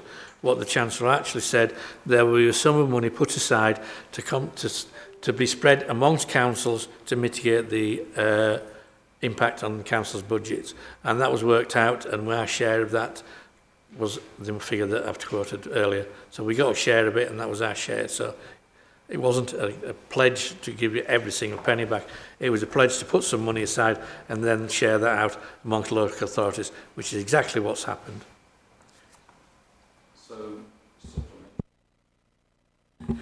Second question, is this So, I mean, my understanding was that local government's understanding was that the costs were going to be covered. But I'll look at that and I'll check out what was actually said as you've put it. But that means basically that that what you're saying is that your government, our government, has basically cost us £2 million more through the employers' national insurance contributions than we wanted. That's been an additional cost to local government that we weren't expecting, that we've now got to ask council taxpayers for. You're right, it's an additional cost in the council, is the increase in national insurance costs. When it comes in, it will be an additional cost to this council. One of the difficulties being in government is the fact that people have an expectation level of service. You have to deliver so many services for the country, whether that be the NHS, roads, rail, any other sorts of infrastructure, adult social care, all those things that make people's lives worth living have to be delivered by government. And to do that, unfortunately, it has to raise tax. And one of the problems we have is there was, despite the fact that the previous government denied it and my own government seemed to come as a bit of a shock, we all knew that there was a problem with the national finances. The Institute of Fiscal Studies, which is worldwide recognised as one of the experts, leading experts in this field, warned everybody before the election that taxes would have to rise or public spending would have to decrease because there was a gap in the budget. And to her credit, the Chancellor kept to her word of not to raise costs on working people by not raising income tax, not raising national pension contributions for workers, and not raising VAT. So she took a different option, and she raised VAT, the national insurance on employers. So yes, you're absolutely right, we've got £2 million, but what we've also got, we've now got a government that recognises the disparity that's been going on for the last 14 years in this country, where rich councils got more than we did, poor councils were starved of money. We had 14 years of austerity, and we've got some of that money starting to flow back into the poorer councils, into those councils with levels of deprivation, and mainly in the north from the south. So and we'll see that continue next year. So yes, we're paying a bit more, but we're getting a lot more back from a government that committed to levelling up and addressing the inequalities in this country created by 14 years of austerity. Thank you, Councillor. Thank you, Councillor Turner. Are you moving the... Oh, sorry. Councillor Safdar, I missed you. Sorry. So, forgive me but for sounding, asking a very simple question, but presumably you're all card-carrying members of the Labour Party. Has the Chancellor actually listened to your concerns? Obviously, we're going through a very difficult period. We're having to make some serious cuts to career services, to local services. I've been told by one particular union rep that the lacking budgets to effectively clean up fly tips. And this particular union rep was very concerned about how they're going to fund more staff to clean the increasing number of fly tips. So, is your head office listening to your concerns? Because this 2 million shortfall, sorry, I beg your pardon, 2.2 million shortfall, it's not adding up. So how influential are you? But I will ask Councillor Turner to come back on the exact figures of the additional monies that we have been given. But I have to say, yes, the Labour government is listening to its Labour councils. I mean, if you talk to any Tory council, you'll definitely hear that, because they're complaining like Billio that money has been taken away from them and given to us. I'll leave the details to Councillor Turner. But yes, I was only with Angela Rayner this weekend and with Wes Streeting. And I have heard from Jim McMahon as well, as Minister of Local Government, and spoken to them, certainly lobbied them, and they know damn well the difficulties that we are in, and they are absolutely determined to work with us to put that right. But you can't do everything overnight. There is another expression for that, but you certainly can't do everything overnight, and they've made a very, very good start. Councillor Turner. Thank you, Chair. And I think I tried to explain it, that the national finances, there was a budget gap and that needed addressing. So money had to be raised from somewhere. And that's what the Chancellor's done. If she hadn't raised that money, we would have been looking at more cuts to services across the council, across the country, in all sorts of things. So yes, they do listen, because as the leaders rightly pointed out, Jim McMahon has promised us that next year we will have a multi-year settlement, so we should get a 3-year settlement next year with increased money for those areas most in need. And as she rightly points out, the richer councils are going to suffer a cut to their budgets, and they're not very happy even now, and I suspect there's worse to come. So yes, the Chancellor's listened, yes, the leadership listens, and that ask for a multi-year settlement has been not signed off in stone, but virtually agreed that there will be multi-year settlement with more money for those mainly northern councils that suffered on 14 years of underfunding and deprivation at levels that we haven't seen for a generation. Thank you, Councillor Turner. Councillor Lawson. Thank you. Recently, at Corporate Governance and Audit, they received a report from our auditors, Grant Thornton. Part of that report, part of that 300-page or so report, said that high-value regeneration projects could potentially weaken the overall financial sustainability of the council. Now, that's strong language from an auditor. They are very concerned about those high-value regeneration projects. What have you done specifically to assuage their concerns? Councillor Turner? There were auditors' concerns. We have a fully costed capital plan for the next few years. We believe that we can meet those obligations of investment and still cover the costs of those through the revenue budget. We need to grow our local economy. If we don't invest, nobody else will, because sometimes there are things that only local government can do, and the investment in the town centre is one of those.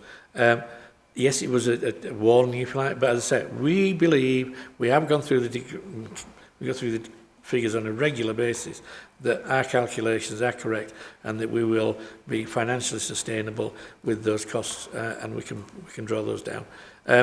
It's worth mentioning that in all the years of austerity, this is one of quite a few councils have gone to the wall, in effect. If they haven't gone to the wall, they've had to borrow money from the government to prevent them going for the wall.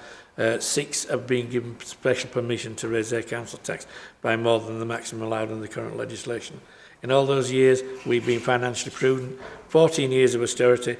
Not once have we seriously looked like we were going to issue Section 114 notice. Not once have we seriously thought about having to go to the government cap in hand for more money. We have lived within our means. We will continue to do that excuse me, through prudential borrowing and fiscal responsibility towards the revenue budget. Thank you, Councillor Turner, and I would just add that it is an auditor's report and they use the word potentially, not it is, potentially. They are just warning us and telling us things that we know, we recognise. Potentially it could, but it isn't, because we are running a stable financial system here in Kirklees.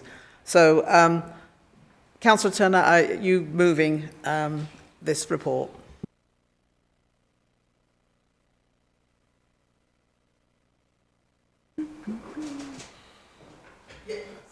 Yes, I am moving this budget.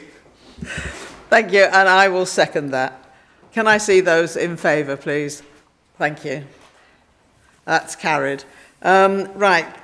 Moving on to the next item, item 11, the leasehold acquisition of housing properties in order to provide temporary accommodation for homeless households. I did ask earlier, but I will just check again that you have all read the relevant exempt information and we don't need to discuss that. Thank you. I will now ask Councillor Crook to introduce the item. Thank you, Chair. Cabinet will be well aware of the acute lack of capacity we face in housing nationally as well as here in Kirklees. This rising demand, far exceeding supply, has forced us to rely on sometimes less than ideal temporary accommodation provision, including in some cases the use of bed and breakfast hotel accommodation for short periods, to house those of us, and it could be any of us, falling on hard times and requiring emergency housing or homelessness assistance. This is, in my view, an especially sensitive situation when we are housing families, including children, and I would like us to improve the options available as quickly as possible so that we're never faced with only being able to offer bed and breakfast accommodation in these cases. The proposal here is to significantly extend and enhance our available provision of self-contained temporary accommodation, initially providing for 38 homes, suitable for larger family households, but also with delegation to further expand provision. This proposal not only greatly improves the quality and suitability of accommodation we can provide, but also allows us to receive the maximum available funding from government for this provision, significantly reducing the burden of our homelessness support on council finances. I'm very happy to propose that we approve the recommendations listed here as options 2 and 3 at paragraphs 6.2 and 6.3 in the papers to allow progression of these proposals as quickly as possible. Thank you. Any questions? Councillor Cooper. Just to say, I'm supportive of the proposals, and I think it's the right thing to do, and hopefully it will help our finances. And it's something I think I suggested about 3 or 4 years ago. Councillor Crook. Thank you, Councillor Cooper. I mean, it's easy to suggest, it's a lot harder to deliver, so I'm very grateful to officers for all of the hard work they've put in delivering this scheme. Obviously, the numbers of homelessness that we have to contend with goes up and down, but I am very much supporters of this scheme and very happy that we've been able to, that we are hopefully going to deliver it very shortly. I would say that my principal concern is the welfare of people presenting as homeless, and the saving that will be made to the general fund is secondary to that, although very important in my personal assessment. No more questions?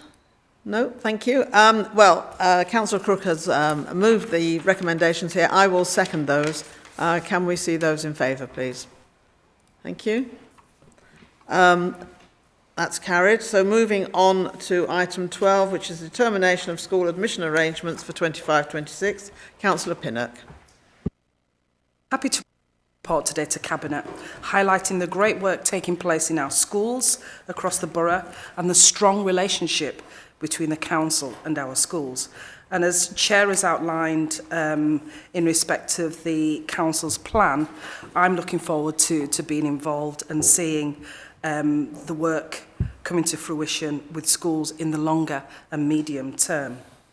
I'd like to take this opportunity to praise the hard work and commitment of schools at a time when we know budgets are tough and that challenges present themselves. And as Cabinet portfolio holder, I've seen the strong bond between schools and the council and the benefit of collaborative working, not just with mainstream schools, but also academies. This administration aims to ensure that there are enough high-quality schools and early learning spaces in areas where communities and families need them most, and to support children to secure school places. We recognise the importance of parent choice about where they want their children to attend school, as well as supporting the greener, healthier agenda around walking and cycling where possible. There are no substantial changes to the oversubscription criteria. We will continue to prioritise local schools for local children. This report refers to the Council's statutory duty to produce an admission scheme for 2026-2027 to coordinate the admissions of children from first year reception to junior, middle and secondary school. We duly consulted to help shape the policy and create a scheme on a proposed admissions number for schools. This 6-week consultation took place between the 22nd of October and the 2nd of December, and we consulted with a number of stakeholders: governing bodies, teachers, the Diocese of Leeds, Church of England, neighbouring local authorities, councillors, parents, carers, and interested parties using various mediums in which to do that. There are a small number of changes to the admissions number, which you'll see within the body of the report, which are in line with and has been agreed with governors of schools in question. Given the declining children population year on year entering reception, there is a proposal to reduce pupil admission numbers in primary schools. This will result in the number of spaces being reduced. So the recommendation then, Chair, is based on the outcome of the consultation and information contained within the report, it's recommended that members approve the admission scheme for 2026-2027, approve the admissions arrangement for Kirklees community and voluntary controlled schools as set out in the report, and publish admissions numbers for each community and voluntary controlled schools as set out in the report. If agreed today by Cabinet, the intention is to publish the approved arrangement and also to produce a guide for parents to support applications going forward for 2026-2027. Chair, I move this report. Thank you, Councillor Pinnock. Is that seconded? Councillor Kendrick? Thank you, Chair. As Councillor Pinnock has said, we are the admission authority for Kirklees community and voluntary controlled schools and have a statutory responsibility to do this annual consultation, which is well written within this report. The one potential, perhaps, might be seen as controversial thing is the reduction in places at some of the junior and infant school, and that's because of a decline in child population. However, it isn't contentious because each of the governing bodies of each of those schools absolutely approve and want to go in that direction to ensure that their schools remain sustainable. So I recommend and support this report. Thank you, Councillor Kendrick. Can I see those in favour of those recommendations? Thank you. That's carried. And our last item is the draft Kirklees Transport Strategy, Policy Themes and Consultation Plan. Can I ask Councillor Crook to present this? Thanks very much, Chair. Last but not least, this item presents our draft Kirklees Transport Strategy and seeks final approval to progress to full public consultation, having already progressed through early engagement processes and scrutiny to date. There is a lot being developed in transport at the moment, with the West Yorkshire Local Transport Plan in development, as well as our more immediate active travel position statement, which has recently been introduced. It's important to note that this draft strategy is aligned with and complements the West Yorkshire Local Transport Plan and is not intended to set us apart, but to help us deliver local priorities, aligned with and contributing to delivering the regional local transport plan. This strategy reinforces local application of the regional plan in our local setting and ensures that our policies and ultimately the development of our transport offer is compliant with and supports the regional plan, as well as aligning with our Kirklees Council plan and priorities, ensuring we meet the hyper-local transport needs of our distributed communities here in Kirklees to ensure social and economic inclusion and prosperity.